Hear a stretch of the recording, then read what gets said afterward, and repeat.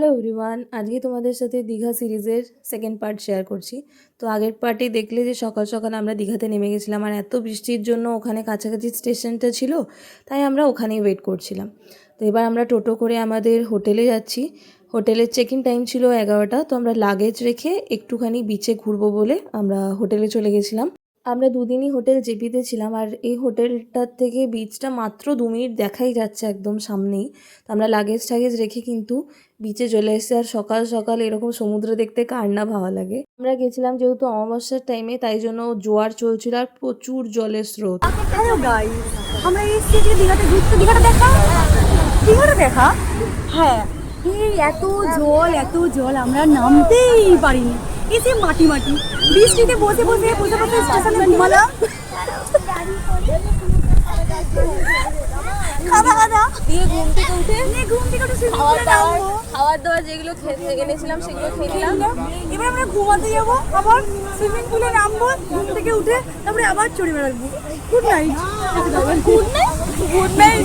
আর সেদিন এত ভিড় ছিল, তো আমরা ওই ঢেউসাগরের ওই দিকটাও গেলাম, যে ওই দিকটা একটু ফাঁকা থাকে, তো ওই দিকটাই একটু ফাঁকা ছিল। এই নিউ দীঘার বিচের সামনেটা কিন্তু প্রচুর ভিড় ছিল। আর এখানে নিচে দাঁড়ানোই যাচ্ছে না, পুরো জল এসে ভিজিয়ে দিচ্ছে। আর সমানে যারা ওখানে গার্ড ছিলেন তারা বলছিলেন না জলে কাউকে নামতে না। তো ওখানে আমরা অনেকক্ষণ 1-1.5 ঘন্টা মতো থেকে এবার আমরা ব্রেকফাস্ট করতে যাচ্ছি।